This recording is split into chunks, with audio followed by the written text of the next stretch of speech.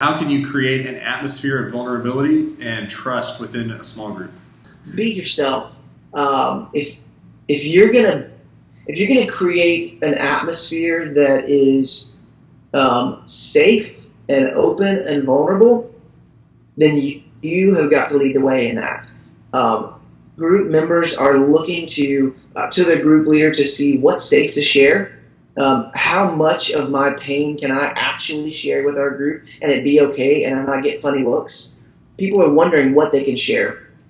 Well, they're not going to just know that intuitively because it's not intuitive to go into a group of people that you don't know and share your faith story. It's intuitive to go into a group of people that you don't know and talk about baseball, talk about the weather, talk about work. That's what's intuitive. What's not intuitive is to share who you are.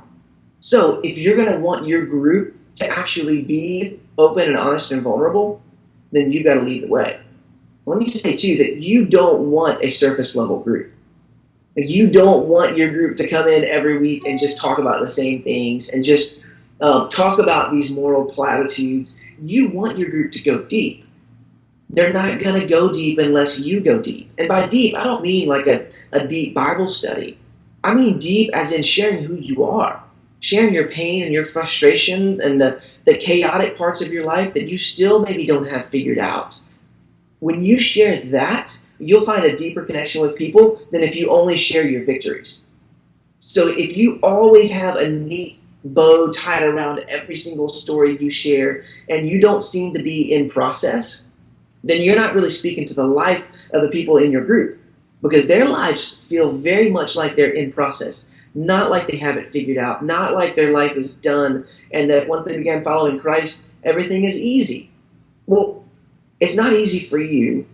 It's not easy for them. So let's just be open and honest about it. And that's refreshing for people because they're not used to stepping into a group like this where somebody admittedly says, I don't have it figured out and I'm not going to have all the answers for you. And my marriage isn't perfect. And the way that I treat my kids, I'm getting better at it, but it's not perfect either. And the way I lived in high school, you probably wouldn't have been friends with me because I dealt with this and I struggled with this and I was addicted to that. Well, if you can be open and honest at that level, then your group knows what they can share. Now, don't force vulnerability. That just gets awkward.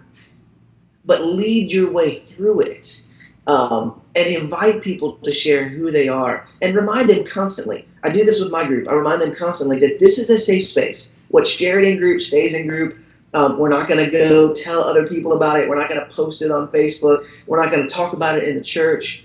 And if we hear you talking about it in the church, you're going to get called out because we want one another to feel comfortable with sharing our deepest, darkest secrets. But I follow that up with, if you don't feel comfortable doing that, that's perfectly okay.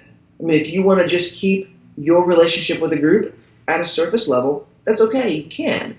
But I would invite people to share who they are, to share their pain, to share their frustrations, to share their victories, but to not always feel like they have to tie a bow around it because life's not easy, and even following Christ does not mean that life is going to be just a bed of roses. How long does it typically take for a small group to get to that point where they are deep?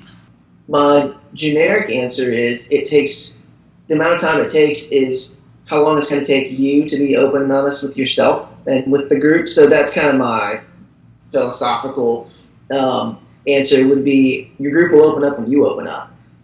Now, realistic timeline, it usually takes anywhere from 4 to 8 weeks. Somewhere around the 6-week mark is about the time it takes for everybody to start sharing their story. Because it's one thing for you to open up and be honest, but then you kind of have to make your way around the circle, and everybody needs the chance to kind of to share their story. So once everybody has had the chance to share their story, I would say that's the time when a group would really gel and really come together. But the reality also is once one or two people share, then you'll start noticing a lot of side conversations where people are connecting even outside of the group discussion, and they're connecting over coffee as you're closing the group down. They're connecting before they get to group, and they're going to have lunch throughout the week because they're already connecting the dots between where God has had them and where God has had you. So somewhere around the 6-week mark, once everybody's had the chance to share, group takes on a new dynamic.